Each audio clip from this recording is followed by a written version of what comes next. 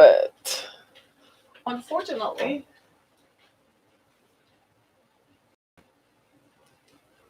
what heavens declare? 1 minute until showtime.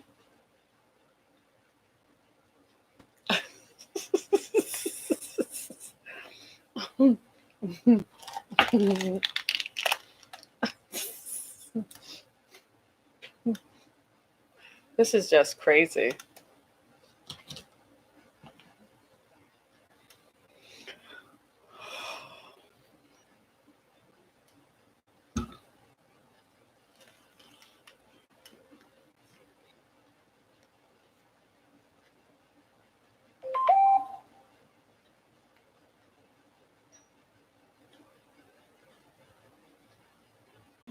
Your show will go live in 5 seconds. 4. Hi. 3. Hi, everybody. 2, 1. Good morning. Hey, everybody. How's it? By everybody else. It's Wednesday morning. It's Wear Pink Wednesday. And my guest is about to join me, and he's hilarious, okay? So we're going to listen to what he has to say. Oh my gosh, my guest is about to join me. So I just wanted to say to everybody, thank you so much. Hey, everybody, welcome to Down to Earth. This is Harriet Kim, the 15th day. Are you serious? Okay, so we're on a roll. It's going much faster than March did. March took like 300 years to pass. April is doing much better. So it looks like we're headed to a confrontation with May 1st. May 1st happens to be when the president wants to reopen the economy. Not at all. And so we're headed to that. In fact, this morning, I think there's a demonstration in Lansing, Michigan, against governor's stay-at-home order that people are saying it's too restrictive, it's too this. If I were the governor, I'd just tell them all to just go out and do what they want to do. And then when they get sick later, be safe. And we have seen now that social distancing does work. If New York had done this really earlier, they wouldn't have over 20,000 people dying, right? We would have seen that. But no, since you all want to have fun, if I were the governor, I'd just tell them all to go out and have fun. As for me and my house, we're wearing our masks, we're social distancing, we're staying in because I want to live after this. There's life after this. Well, today on our show, we're going to talk about the racial disparities in COVID-19. And I have as my special guest, former talk show host on 910 AM, Cliff Woodards. And Cliff is an attorney who practices in the city of Detroit. And Cliff wrote something on his Facebook page that I found completely interesting. He gave a complete perspective, completely different perspective on what are racial disparities. So I'm going to give you some background about this and why it's of concern to me. Years ago, about 2 or 3 years ago, I was invited to Arkansas to be a panelist on a commission that was initiated by the governor of Arkansas, the then governor, I believe it still is. It's called the Arkansas Minority Commission. And what they do is they examine ways in which the minority communities in Arkansas could benefit from what the wider society has.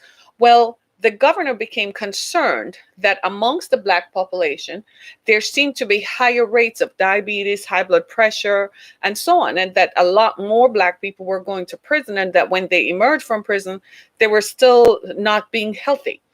So he formed this commission, and I was one of the panelists to determine what are the social determinants of health.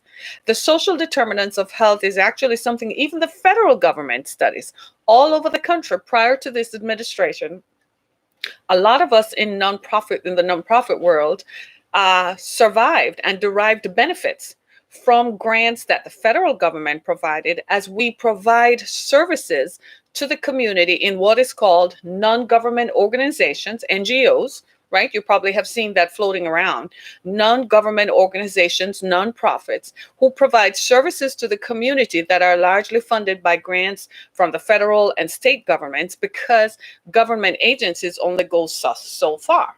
So social determinants of health has been something that the federal government has been involved in for a long, long time. So here comes COVID-19. Suddenly, it arrives in America. When it started in Washington State, well, let me introduce my guest, Cliff, and let us just hit it. I just want to say hello. Hi, Cliffy. Hi.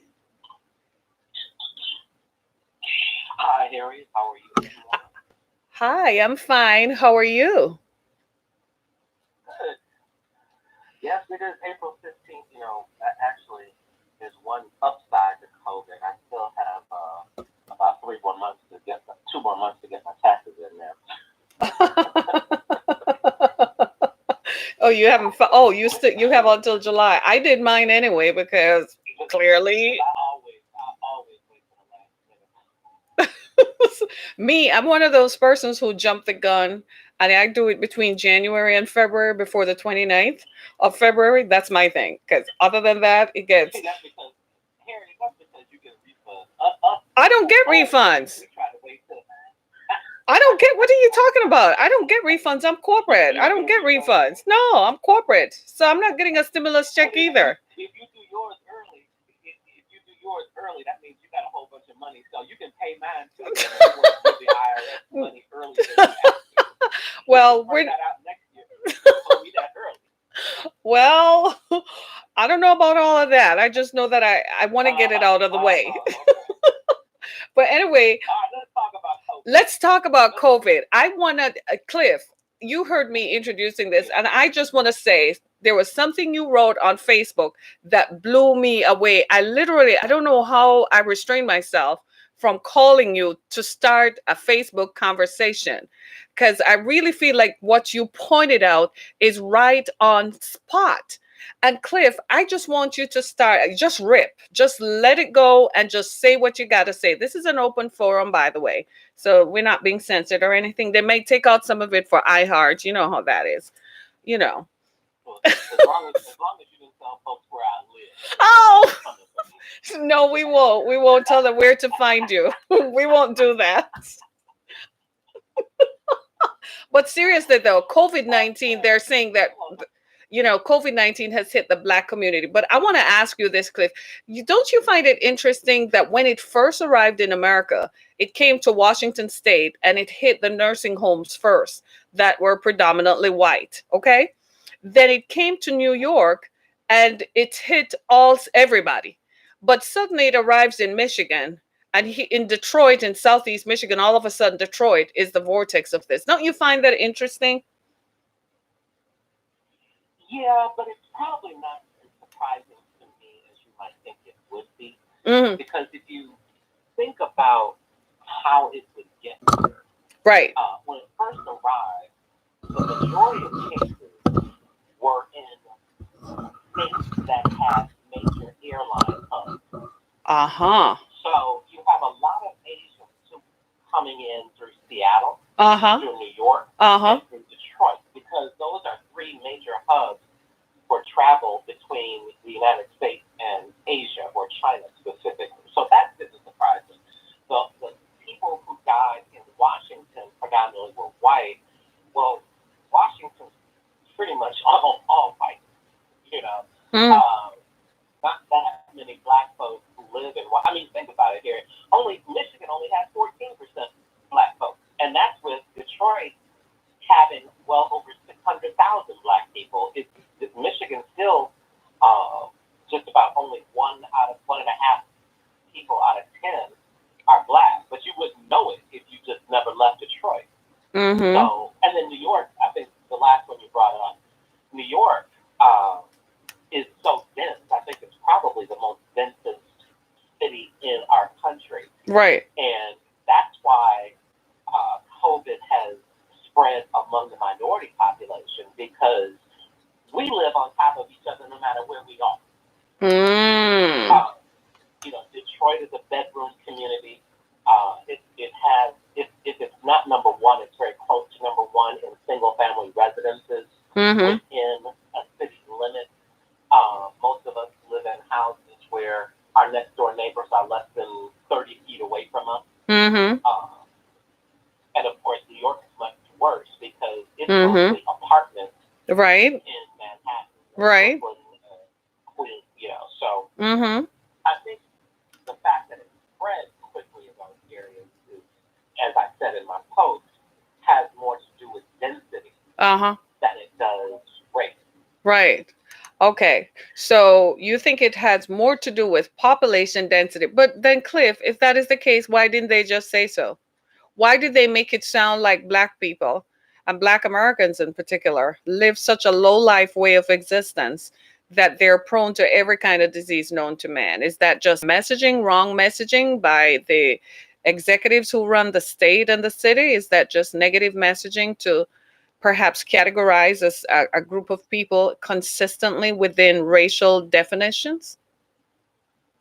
Well, they raised that issue starting early last, that they saw a racial disparity between white folk and black folks who had COVID. And I'm not really sure that that's true, because what they're comparing it to is the rate of COVID within a particular state Mm-hmm. versus the rate of COVID versus black people and white folks. Yeah. And here's what I'm saying. When I mentioned before,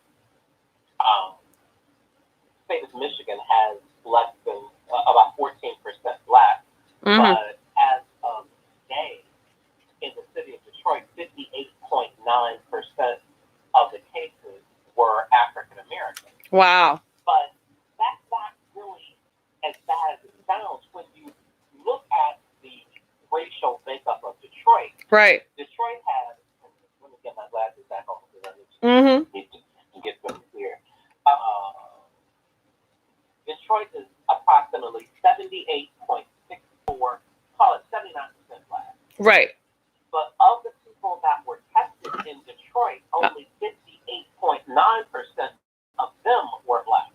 Wow. So hold on. So hold on. So 79%, the racial population of Detroit is 79% black, but the percentage of those tested who are black were 50 something percent. Were basically 59%. Yeah. Then that's a big difference. What would you expect that if there was a disparity Mm-hmm. among black people, the number of folks who got tested would mirror the population? Absolutely. If the numbers are running that way, yeah, that's a logical, uh, uh, assumption to make and conclusion to come to. Mm-hmm. But it's not. But it's not. No, no. You can't. I don't think you can compare it to the state numbers because most of the. Excuse me, Cliff. My listeners are asking for you to turn up the volume. Can you turn up your volume? They're dying over here. My Twitter audience is dying. They want to hear you, dude. Turn it up. Turn it up. Turn it up. Okay. That's about as loud as it's gonna go now because I had it on the speaker, but now I've got it plugged to my ear. Okay. The phone is put up to my ear now, so Yeah. this ain't loud enough. I'm not sure what I'm supposed to say. Okay. But anyway, you can't compare it to the state. Cliff is hilarious. Most black people Uh-huh. are concentrated in just one area. You go outside Michigan. No, not outside. You go outside Southeast Michigan. Uh-huh. The rest of the state, excuse me, is just that farm. That's it. You're right, Your Cliff. next door neighbor outstate. Your next door neighbor outstate is living 4 acres away from you on the next farm. It takes you 45 minutes to get to Walmart when you're out there. Right. So, of course, the rate of COVID is going to be much lower Uh-huh. around the state than it is here in Detroit. Man, say that again for those in the penny section to hear. Of course it is.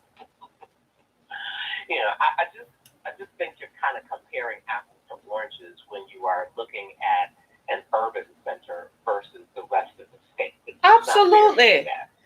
But this is the problem though, Cliff. Why are they messaging it in such and portraying blacks in such a negative way when the truth of the matter is, as you have just pointed out, that population density is actually the reason why the numbers seem so high. You are the first person in this entire national conversation that I've heard make this case.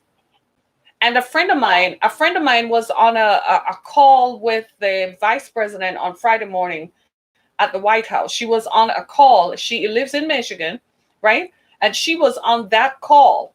And this never came up.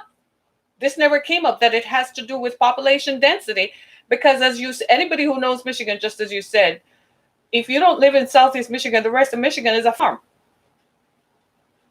Mm-hmm. Well, here's something from food for thought. Mm-hmm. If you think about New York as a whole, Yeah. You would expect to see that same racial disparity in New York, Right. but you don't. Uh-huh. That's partially because most of New York population is centered within the urban centers rather than without. Yeah. Now, the population within New York Mm-hmm. is pretty, in the 5 boroughs rather, is pretty much even. About 33% white folks, 33% black folks, 33% Hispanic. Mm-hmm. It's somewhere in those areas in New York. Jesus. So you're not necessarily going to see what that alleged racial disparity is, because most of the folk are sitting right there in the urban centers. Canada. Yeah. Mostly spread out around the rest of the state. Because Southeast Michigan has about, last time I looked, maybe around 2 million. Mm-hmm. But Michigan as a whole has around 9 million people. Mm-hmm. So Michigan is a little different. The majority of the people do not live in the largest urban center. Right. They live outside it. So which is just the opposite of New York. Interesting. But you asked me why fake, they're making a big deal out of it now. Uh-huh. And let me just preface this area to say I thought of a reason why when you asked that question 5 minutes ago. And forgive me if this is going to sound a little bit on the conspiratorial side. But, Go ahead. Go ahead. Some people might find this to be far-fetched, but let me run it down to you. I wrote another post that same week that talked about the ethical and moral decisions on how to fight COVID. Uh-huh. And when you think about the Spanish flu, when it killed upwards of 100 million people worldwide, and about 675,000 people died in the United States. Mm-hmm. Now, cut to 2020. People are all up in arms because, looking at the screen right now, about 30,000 people have died in this country so far. Mm-hmm. Yeah. No, and people are just losing their minds. This is ridiculous. Horrible. Mm-hmm. But in 2019, nobody said anything about the 1 billion people that died from heart disease, cancer, high blood pressure, diabetes, stroke, and Alzheimer's. And then within that 1.8 billion was about 16 million that died of regular flu. Okay? Mm-hmm. That happens every single year. We lose about 1.8 billion people to these diseases. Mm-hmm. And a lot of it is preventable. We do suffer from high blood pressure, diabetes, heart disease more than the general population. Mm-hmm. That's a known fact. Now, the way to solve COVID quickly and easily is to do nothing and let it infect the entire population. Those who are strong enough live. Those who don't die. In other words, it's the Darwin natural order of selection, which happens through nature anyway. Well, we as higher order humans, initially our response is, no, we can't let this happen. We have to save as many people as we do. Right, right. right. And we've done that. We can't justify in our mind just let people die. Right, because, yeah. We can't do that. Yeah. But now, notice the dynamic is changing. Mm-hmm. You've got people who are losing their minds about sitting in the house. And that is not a income-based issue. Uh-huh. You got rich white folks who want to go play golf. You got your cousins who just want to get in the street, start shooting people, playing basketball. And Jesus. I told you he's everybody hilarious. wants to go back outside for whatever purpose they want to go outside. Right. You've got the power centers who run their businesses who are no longer making that billion within 7 days. Hello. That's the problem. Yeah. So everybody wants to get back to normal, no matter what their socioeconomic status is. Mm-hmm. And the politicians who have been listening to the scientists, at some point in time, they're going to start listening to the donors and to their voters, because of course they want to be reelected. So at some point in time, the politicians are going to no longer defer to the scientists and then listen to the donors and the people. And that's why you hear talk about we need to reopen. We need to get business back to work. We need to do this. People can't stay in their homes forever. So now we're talking about how do we reopen to keep everybody safe.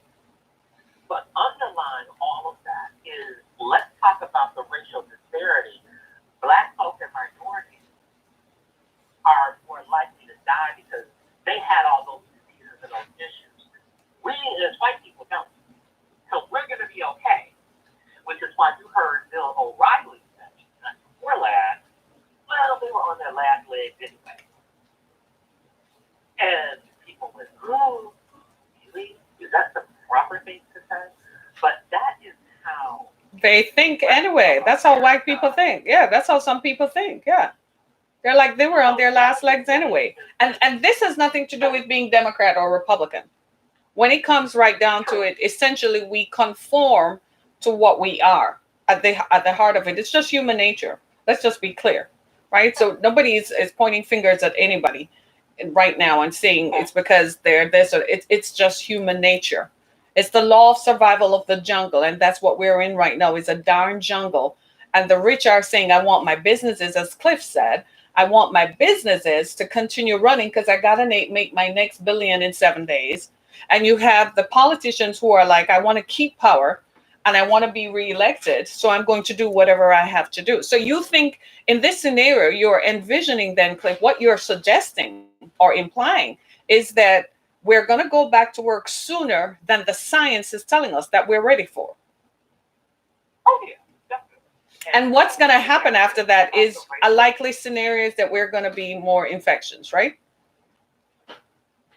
Yeah, there's going to be more infections, but the reason that's popping into my head, and I may be totally wrong on this, but I done got old now, so maybe not. The reason why the narrative of racial disparity is being talked about in the media is so that the rest of America, the majority of America, is not of color, will be at ease In going back to work. Uh-huh. Because they will then sit in and say, well, 96% of us will live through this. Yeah. The 4% that died, they were minorities anyway. They already had high blood pressure. They already had diabetes. So, they were going to die anyway. So that makes America more comfortable in their mind to say, well, we're going to be okay. My I God. know somebody that survived COVID. My aunt survived COVID. It's not that bad. It was just a little bit rougher than the flu. And you're talking to somebody that did have COVID. I tested positive. I survived. So I'm not trying to be callous. Oh, right. Right. And we're glad that you're here, Cliff. Thank God. Did you all hear that? He did test positive, but he's here with us. Thank God for that. It took a lot of prayer for a lot of us were praying. Thank God you're here. Well, I think the biggest blessing is if I wasn't, I would have had the opportunity to be on the Harry Cammett show. Thank you.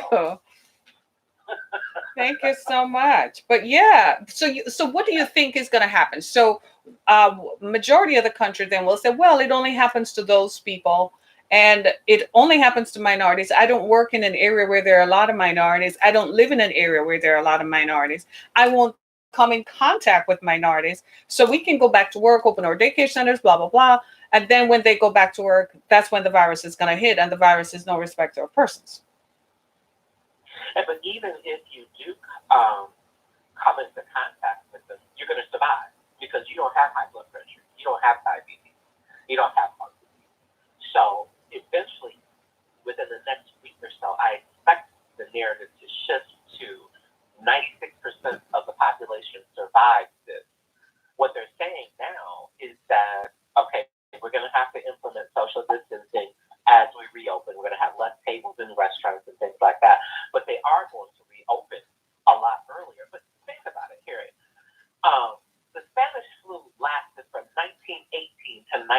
2020, almost 3 years. Yeah. There's no way we're going to get rid of this in 6 to 8 months. No. Already, a couple of days ago, they were saying that sporting events and concerts probably will not return like we knew it until the fall of 2021. Mm-hmm. Just this morning Mm-hmm. on CNN, they're talking now that this is not going to be over until 2022. I said that 2 weeks ago, but that's not what America really wanted to hear. Right. You know, we in this country have been afforded our civil liberties since this country was founded. Right. And this is why you see people pushing back on Gretchen Whitmer, our state governor, now all over the country. People are restless. This nation was founded on rebellion. So it's no surprise that people are rebelling against what their local governments are telling them. Right. It's in our blood. So. But you know something too, now that I think about it, while you were speaking on being the readiness that we are comfortable with, and people striving to return to what we consider normal life here in the United States. But what I'm thinking about, what popped into my mind that sprung up before me, is something I've been thinking about for some time. And that is that whilst we want to go back to normal, you said that majority of the country are going to feel like they don't have high blood pressure and they don't have diabetes, so it's not likely to afflict them. I just want to point out some disparities with that. And let me just tell you why. In Italy, Italy's population are like 98% white. And COVID-19 went there and was rampant through their population. Italians have one of the best healthcare systems in Europe. In fact, it's heavily credited with why for years prior to COVID-19. So while it's a false assurance and a false positive, high rates of pressure, you are going to find that this virus has nothing to do with that. I got a document, Cliff, that I shared on my Facebook page yesterday. I took a screenshot of it. I got a document from the University of the West Indies in Kingston, Jamaica. Somebody sent me an analogy that was prepared by their COVID-19 task force that recommends that institutional learning be confined to virtual presence only until the spring of 2021. And when I got it, I was like, that's just what you guys think. Oh, it's not going to happen. Well, what do you think happened, Cliff? 2 days later, my youngest daughter is going to be a freshman at Michigan State in the fall, and she got an email saying that her freshman orientation will take place virtually. Cliff, there was weeping and wailing and gnashing. There was weeping and wailing and gnashing of teeth. She still hasn't gotten over it. She's probably listening to me now and saying, Mom! But you know what I mean? Because isn't that something though? So I think the science is right. And I think that, and here in America too, we live in a society where we're kind of used to things happening the way we want it, when we want it, how we want it, kind of thing. And it's summer. You know, we're accustomed to doing things outdoors. I mean, Cliff, you don't know what it feels like to be in the house all the day long. It's driving me crazy. But I'm thinking of the greater good, which is I don't want this to come back when the flu season returns and it's more virulent than it was before. It's going to come back here until they have a vaccine for this. It's going to come back. And it's going to be even messier.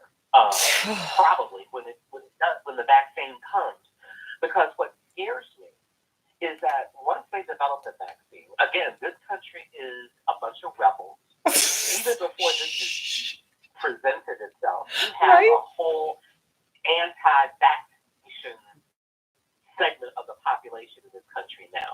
Yeah. Oh no, I'm not vaccinating my kids. I don't believe in vaccination. Haven't you seen $8 billion are being spent for vaccination problems in this country? But now I can see the government making this vaccine mandatory. As measles, smallpox, and everyone else. Now, if you don't get your kids vaccinated against coronavirus, you're going to be labeled, that kid can't go to school, that kid can't participate. But what about if you choose not to take the virus? The vaccine. Will you be allowed to go to work? Wow. Will you even be allowed to come outside? Wow, Cliff. What kind of pushback will we be having with respect to that? Wow. You know, Wow. That is food for thought, though. So you're thinking that it's the ramifications of this are going to lead to some sort of restrictions on our civil liberties. it's quite possible because I Jesus. can see why a mandatory vaccine for this Uh-huh. would be required because all you would wind up doing is reinfecting the population. Right. That then is going to raise all the conspiracy nuts coming out to Hmm. see whether or not there are people saying that this is going to be the vaccine is going to be the mark of the beast, where you will not be able to buy or sell unless you have the mark identifying that you've got the vaccine. But that might That not might be. be. That might be. Yeah. I can see where that is going. It's a different time. Who would have thought, Cliff, that our generation would be the generation that experiences this? I saw something floating around that President George W. Bush said in 2005 that we needed to take a look at this because he felt like, having read what happened in 1918, we should develop a plan going forward. That was echoed 9 years later by then President Obama, who said the same thing. And now we're hearing reports circulating that even the intelligence community thought that this is a likely scenario, that we could end up with a pandemic for which it caught us by surprise. We're not prepared. And Well, yeah, that you, depends on who you say the us is. Um, you have Nero over there in the White House, and instead of him, he doesn't have a fiddle, but he has Twitter. And so, as it's Trump, as everybody knows, uh-huh. disbanded the pandemic unit that was part of the National Security Council. I mean, how many times have you seen the video clips? One person from China, we've got it under control. It's not going to hit us. Meanwhile, as you said, his analysts and his scientists were telling him that this is real, this is going to come. But this goes all the way back, to when Trump was first inaugurated back in 2017. If you remember, he didn't want to even have his intelligence briefing every day. He just wanted to synthesize down to give me a one-page document. I don't want to be bothered with this every day. I don't want to read all of this stuff. And so we are seeing the fruits, or should I say the poison, of that initial decision. Mm-hmm. So it really wasn't a surprise to the people that had a brain. Right. To the rest of us, we could have seen this coming from a mile away. Because if you look at South Korea, not many people have paid attention to this in this country. But South Korea did not have to shut down. They didn't. Their economy kept going. There was no lockdown. South Korea saw it even before it became prevalent in China. Yeah. They ramped up all their testing. Mm-hmm. We could learn a lot from South Korea. Hell, they got 8K TVs and 5G going already. So they know what they're doing over there. I want to go there. That's where a lot of years ago I lived in Orlando, and my ex worked for Walt Disney World. And I don't know if you all remember when cell phones with cameras. This is like 1999, 2000. When cell phones with cameras were not yet prevalent here in the U.S., they were prevalent in South Korea. And the then president of Disney, Mike Eisner, went to South Korea and found cell phones with a camera and a video screen. And he came back and he said, "What are y'all doing?" He said, "I want to stream Disney or Disney films on that." And it pushed the cell phone companies here to go and get it. I am not saying that we are behind. America is very self-centered sometimes. We tend to focus on what we want. And if we don't see where it is going to be of economic benefit, we don't pursue it. So we take technology, we look at it. If we think we like it and it's going to benefit the military first, then the rest of the economy, then we translate it down. My concern with this virus, though, is that we're going to be lulled into a sense of complacency, one, and number two, the politicians are going to give in to pressure from industry and titans of industry to push people back to work And then we're going to see a rapid increase in the rate of infection, and it's going to be even more apoplectic than it has been. And I just want to thank Cliff so much for shedding some light on this, because this is just incredible. I did post Cliff Woodard's, Woodards. I don't. Are you on Twitter? You should be. We should have this conversation. I am on Twitter, but as your listeners can tell from the last half hour, I can't stop talking within 180 kids. So that just doesn't really work that well for me. So you know what we're gonna do? We're gonna leave this in open forum, and Cliff, you feel free to. You have the number. You just call in whenever I'm on air and just share your opinions, because you have opened a whole different. Aren't you running for politics or something? You probably are going to be a politician. And why don't you run for Detroit City Council or something like that? They could do with your clarity of vision. I just want to be a judge at some point in time. So we'll see about that. You just want to be a judge? Okay, well, let me know when you're going to run. I'll come and stand beside you. You hear him laugh. Cliff is hilarious, y'all. But more importantly, Cliff is shedding some light, and he's an advocate for the people. He is shedding some light on why we need to take a second look at these numbers and understand. Before you go, I want to ask you this question, though. Since most Black Americans, except perhaps you and I, have not been, me and my whole family literally have nothing called high blood pressure and diabetes. It probably stems to diet and lifestyle more than anything else. What would you suggest that could prevent that? What measures of prevention do you think the Black American community should take a look at, so we don't end up with preventable diseases, is what I call them? Ooh, now you done opened up a whole other issue. There's something else. How much time you have left for this? But there's some. You have 10 minutes. I looked at too. Okay. There's some other numbers that I looked at too in that post. In the city of Detroit, which is 78% Black. I'll ask you this, Harriet. Mm-hmm. You just let me know what you think. 3 dominant races: white, Black, and Hispanic, comprise most of Detroit. What do you think the poverty rate is for all 3?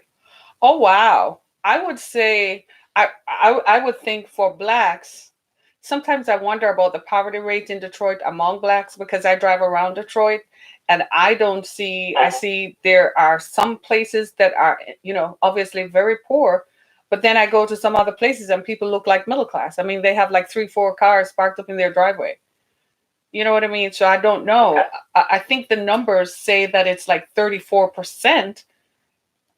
That's not as bad as they make it out to be. All right. What do you think it is for white people? Poverty rate for white folks in Detroit. It depends, because in Corktown, for instance, I don't think there's poverty there among white people, but there are parts of Southwest Detroit where white people live that are poor. I would think it's about the same rate as Blacks. Could be a little less, maybe 27%. Now, the overall poverty rate in Detroit is 36%. All right. Really? Black people, 36%. White people, 35.5%. Hispanic, 38.8%. So, the poverty rate among all 3 races is almost identical. Jesus.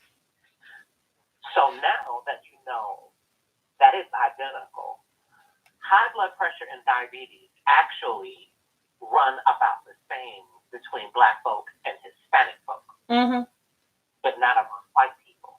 Now that goes back to a choice of diet. All right? I agree. Now, why do we have those? I use the word choice of diet. You hear a lot of sociologists and, shall we say, and I hate to use these 2 words together, Black intelligentsia, talk about food deserts in Detroit. Minority people don't have access to quality foods and vegetables and fresh produce. And I say, caca to all of that. Why? Here's the reason why. Yeah.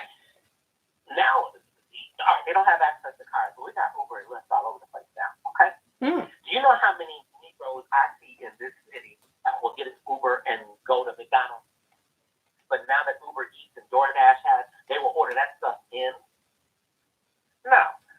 was in line about 2 weeks ago in front of this chick who looked like she weighed about a good 280 pounds. Jesus. And this was when everybody was stocking up on food. Uh-huh. She had in her cart 6 different kinds of cookies, a pink kind of cake, 5 bottles of wine, some shrimp, and she had a little salad bag.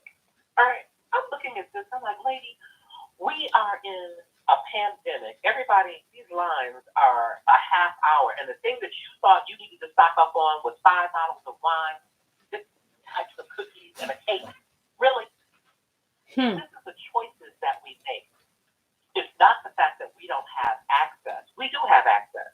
We choose to live our lives differently. When I used to live off of Myers and Puritan, there was a Coney Island it's still there, Coney Island on the corner called A Eagles. Mm-hmm. I used to watch my neighbors walk up there at 10 o'clock and get the breakfast special and come on back. They'd go right back there at 2 o'clock and get the cheeseburger deluxe with chili cheese fries. They'd walk back up there at 8:30 and get the wing bean deluxe again with chili cheese fries. It's a choice that you It's a make choice when that you decide make. what you want to eat. Yeah. And I don't want to hear about, it's how they were raised, it's what they eat when they grew up, blah, blah, blah, blah, blah. Mm-hmm. My parents tried to force every kind of vegetable down my throat when I was little. Mm-hmm. I saw how to eat healthy. Preach. I chose not to when I grew up. Preach. That's why my ass had a heart attack. Mm-hmm. Okay? Mm-hmm. It's Preach. the same way now. We know how to eat. We just choose not to do eat. it. Thank you. And I know you're about running out of time, but let me go to the last one real quick. Mm-hmm. It's not even about access to, we don't have access to health care. Yeah, we do. I didn't realize this until a year ago when I was close to somebody that actually was on Medicaid. Mm-hmm. I didn't know Medicaid was such good insurance. I wish I had it. You ain't got no copays. You don't have no deductibles. You ain't got no premiums. It's like the Cadillac of insurance. Mm-hmm. If you don't have to pay You can $600 a month, yeah. You can call 911, get to an ambulance, and go to the hospital for free. Mm-hmm. Okay? Mm-hmm. If I go, it's $400. So, and then I don't even want to hear the narrative about, not everybody takes Medicaid. Okay, that's true. But I looked at the numbers here in Southeast Michigan. Mm-hmm. What my insurance, which is Blue Cross, Mm-hmm. HMO, I have access to 20,000 doctors and specialists. Medicaid, they're 28,000. Okay, you don't want to hear that crap about, not everybody takes Medicaid. Medicaid has a broader choice than I do, and I'm paying $660 a month. Jesus. You can miss me on the whole idea of we don't have access to healthcare. Yes, you do. The reason why we do that is because we as Black people will wait until we are at death's door before we can go to the doctor. Come on. Say it. Bottom line. Mm-hmm. Harry, you know this from us Black men. Mm-hmm. We don't go to the doctor. Don't go to the doctor at all. A girlfriend or a woman push us. Look, you go to the doctor. I'm gonna make you an appointment. Okay, that's when we will wind up going. Mm-hmm. Truth.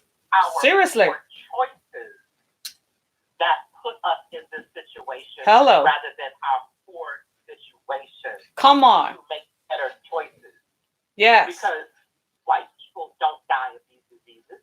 Because they go to the doctor. As poor as we are in Yeah. Detroit. Yeah. That's the point. That's the point.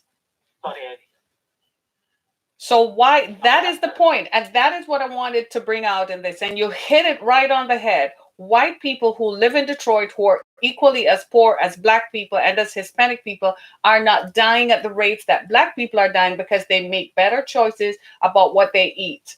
They make better choices about lifestyle changes. They go to the doctor, and they certainly don't go to McDonald's to eat 3 times a day. Come on, we need to do better. How many white people you see in the Popeyes when you go there? Nobody. How many white people you see in church? How many white people you see in the Coney Island? I drive past them.